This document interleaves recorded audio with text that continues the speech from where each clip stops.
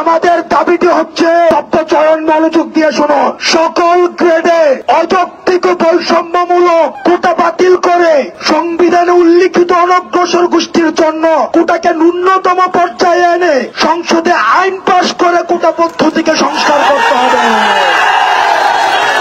পুনরাবৃত্তি করছি, সকল গ্রেডে অযৌক্তিক বৈষম্যমূলক কোটা বাতিল করে, পুনরাবৃত্তি করছি, সকল গ্রেড, শুধু প্রথম এবং দ্বিতীয় শ্রেণীরা, সকল গ্রেডে যত ধরনের অযৌক্তিক বৈষম্যমূলক নাতিপুতি সহ যে কোটাগুলোকে আমরা সেগুলোকে অযৌক্তিক কোটা বলে মনে করছি।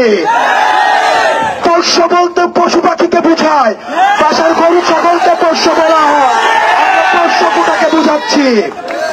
সংবিধানে যে উল্লিখিত অনগ্রসর গোষ্ঠীর জন্য যে কোটা রাখা হয়েছে সেটাকেও ন্যূনতম মাত্রায় এনে সংসদে আইন পাশ করার মধ্য দিয়ে কোটা পদ্ধতিকে সংস্কার করতে হবে।